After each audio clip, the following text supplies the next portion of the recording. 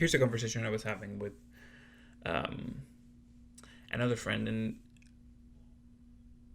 in her case, kind of like the situation that she was dealing with is that she was dating someone and they've been dating for a while, and the relationship, there's something going on in the relationship or with her, um, in which things didn't seem like they were working out maybe like as well, or maybe she wasn't getting from the relationship what she wanted to be getting out of the relationship, right? So um, one of her struggles through this, or maybe like her main struggle through this was, um, this is a person that has been great to me. You know, they've been on top of the relationship that they've had.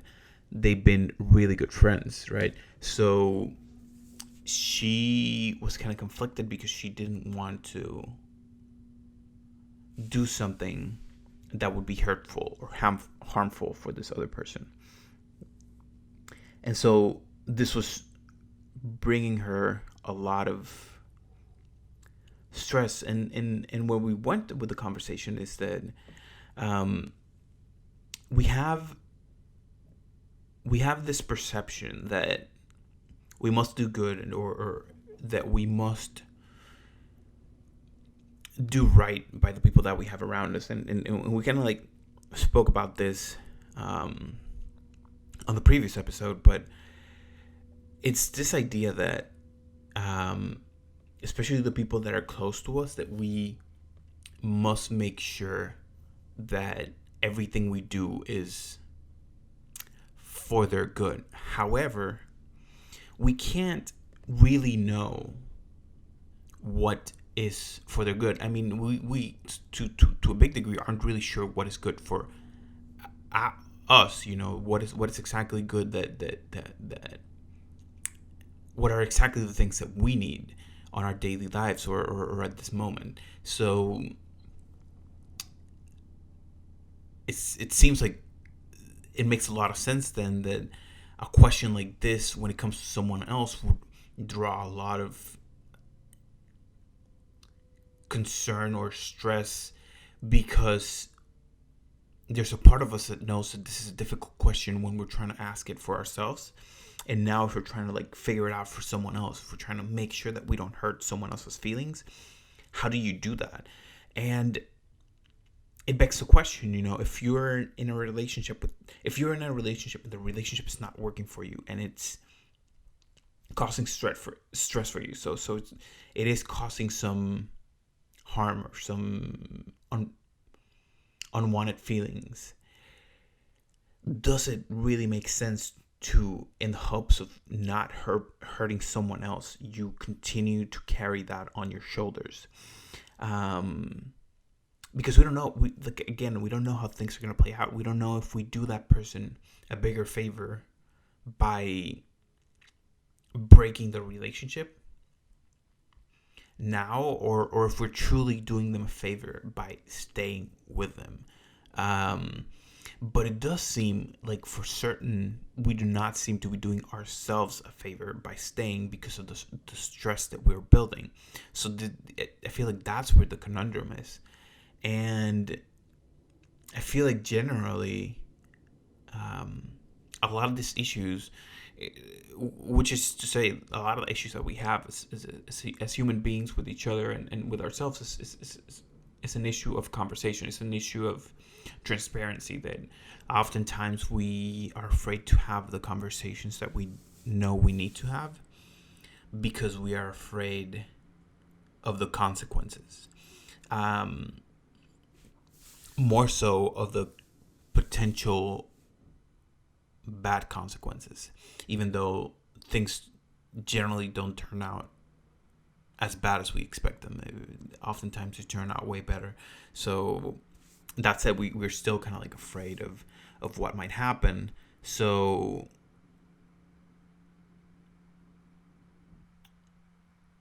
I think kind of like the biggest lesson from all of this, and this kind of like questioning, is that we really do need to kind of like evaluate with ourselves, like, what are the things that we're doing in life that we're doing in a sort of hope that we're not doing harm to other people? What kind of relationships we're holding on to, even though we feel sometimes with like every bone in our body, we feel like our relationship that we should let go of, that we're holding on too tightly, and that in turn is causing us a level of distress that is not useful for us. And in this hope of not harming other people in the long term, what are we really doing? An example that I often think about is that, in going back to relationships, is that maybe not everywhere in the world, but we have created this idea that people who have entered a romantic relationship have to stick by it. That whether or not that relationship survives the test of time is completely up to the people who are part of the relationship. And I fully agree with that. However, I feel like I'm not convinced that two people, or more than two people, that people should stick together when it's not working out for them, when the interaction, because I feel like at different points in our lives we need different people around us. We need different people accepting or challenging our beliefs. We need different, we need our environment to be I feel like in a somewhat constant state of shifting or evolution or growth or change, because even though we don't notice it, I feel like we're always changing. We're always moving in a direction. And sometimes the people that we have around us are moving in a direction that is opposite to us, or that is not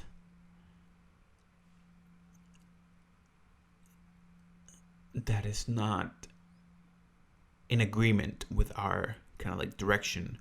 And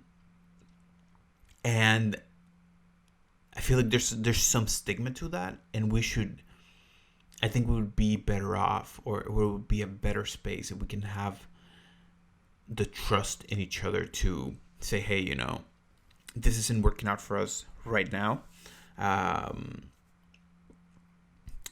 Let's move on. Let's go do something else. And maybe in a few years, your paths will like cross again, and then they will be like really well fixed. And then, you can definitely build like a longer term relationship. But at the time, maybe that's not the case. And I think having, again, mirroring what I was saying on the last episode, having that space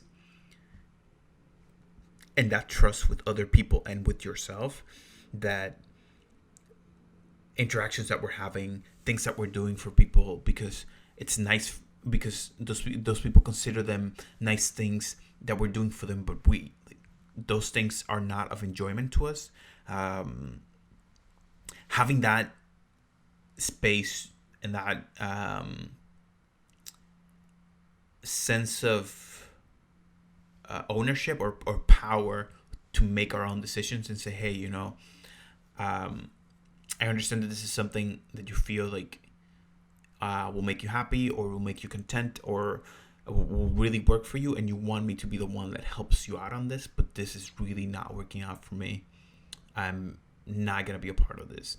And feeling okay with that, and also feeling okay with that coming from other people, I think will go a really long way into putting us in a better space in which we're doing things that connect with us better, or that resonate with us better. Because I think in many ways, when people are doing the things that they truly enjoy and the things that are aligned with them, I think that's when we do the most good, when we can show the best example to the world. Because whatever life you're living now, you're putting that life out as an example for other people. So if you're living a life in which you're doing things you're living a life that is true to you, it almost lets people know that they can give themselves the permission to live a life that is true to them, that they don't need to stick by things that are not connecting well with them, when they know that there are things that they could change that could improve that, or there are other things that they could do that could change the current situation. So that's kind of like the main, I feel like, lesson from that conversation. And I think it's a difficult one, right? Because in a sense, we do want to do good to the people that we have around us, right? We do want to make sure that we're of value to the people that we have close to us, that we can be a part of their happiness as well as they are part of ours. But at the same time, it seems like at some point we need to draw the line on what does that mean, when someone asks you to do something for them that you absolutely do not want to do, but it will somehow like make them happier.